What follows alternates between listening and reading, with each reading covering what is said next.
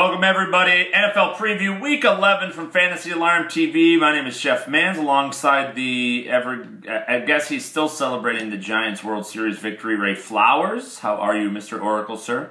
Very nice, Jeff, Mr. Million. What was the quote?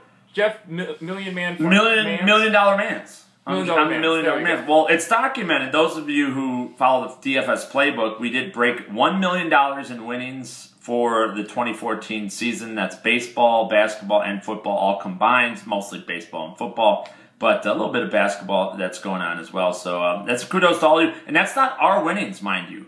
That is all of you guys. The people that we've sent to DraftKings. This is DraftKings alone has won over $1.045 million in 2014, courtesy of Fantasy Alarm and the DFS playbook. So kudos to everybody out there that are winning. We're going to help them win this week, Ray, with our NFL preview for Week 11. I've got a commanding lead on you now, and it's just a matter. I was 3-1 again last week on you, and at this point, it's just like, is it a little overwhelming for you, or do you want to just wave the white flag yet? No. It's like a boxer. I'm just jabbing and jabbing and jabbing and waiting for my time, and then I'm going to hit you hard, Jeff. So probably going to start this week, actually. I'm going to start gearing up for the fantasy playoffs, starting right now. The roundhouse is coming. All right, well, let's get to it, Ray. Let's start at the quarterback position, head-to-head this week. Who are you going with at the QB position? I'm going RG3, and I really believe this. I mean, if you look at the numbers, they support the fact that Alfred Morris is a much better running back with RG3 under center. I think Pierre Garçon and RG3, who have obviously had a great connection in the past, will reestablish that. Jordan Reed is healthy. I look at the matchup against the Bucs. I think really good things for RG3. 277 yards a game through the air. That's the second worst number in football for the Bucs. And they've also allowed 19 touchdown passes through the air, the third worst mark. So great matchups for RG3. He's my guy. Who's your guy? My guy, I'm going to go Cam Newton. I love that pick, by the way. I really like RG3. I think this is the week. I think people are really forgetting about, he's going to put up some numbers. He's not a great quarterback. He's not that franchise guy that should have been second overall, but still, he's going to find Pierre Garçon. People are completely sleeping on Pierre Garçon because he's had a down season. Double-digit targets every game except one, and that was the last game they played with RG3 as his quarterback. I'm going Cam Newton this week.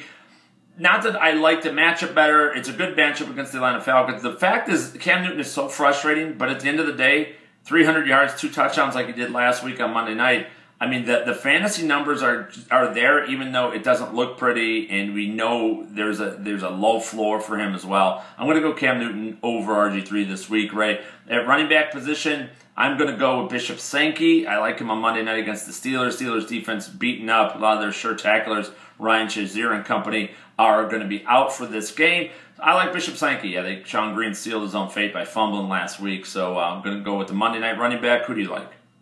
I'm going to go with the Lions running back, and it's Joique Bell. It's a tough matchup against Arizona. Can't you go Reggie Bush? I hear he's going to do great things this week. Yeah, well, that's actually why I'm going with Joique Bell, because it doesn't look like Bush is going to play. We're getting word out of Detroit. Flowers.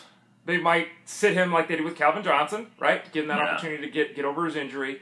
Like I was saying, the matchup with the Arizona Cardinals is not a good one. 19 straight games, they have not allowed a 100-yard rusher. And though Riddick has stepped forward and been very Bush-like when given the opportunity, also needs to be pointed out. Bush-like, I like that. Bush-like, yeah. The guy hasn't had more than 3 carries. I saw a movie titled that one time. Really? Yeah, it was not appropriate for kids. Oh, well, I don't have any kids, so it's fine. Riddick hasn't had more than 3 carries in any game this season, so it's going to be a lot of Bell on the ground, even if the matchup says be a little bit nervous about it. I like that one. Man, you're starting out strong here, Flowers. I think that knockout punch, I got to bring it home with these final 2. Who are you going to go with that wide receiver? I'll give you first crack at this one. Thank you. I'm going to go with Vincent Jackson. 5 straight weeks he hasn't got in the end zone. Okay?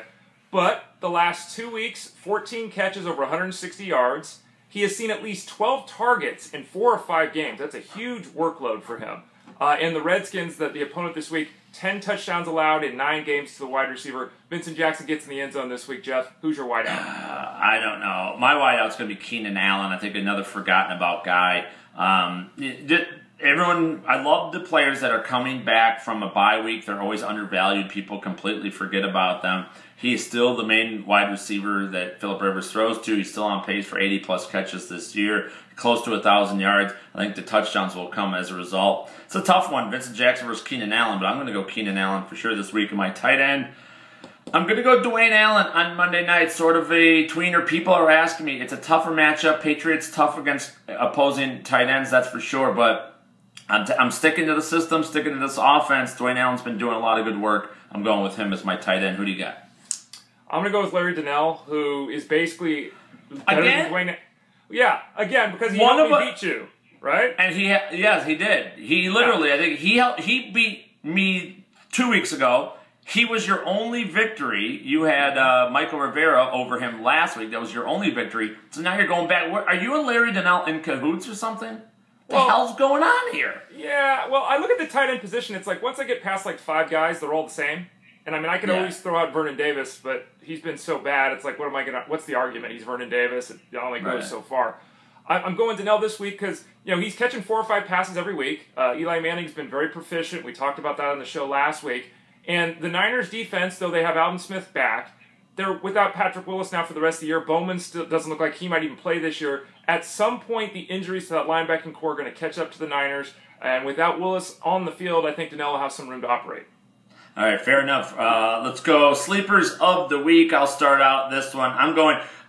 it's not that under the radar, but you guys, if you're watching this on a Friday, Alfred Blue, you have to play him this week. There's no way Arian Foster's playing. We really knew this 2 weeks ago when he went down. They've been playing possum with us this entire week. He's not practicing. Alfred Blue's going to get the start against the Cleveland Browns, who gives up 5+ yards per carry to running backs. Alfred Blue must start across the board this week. Who's your sleeper, Ray?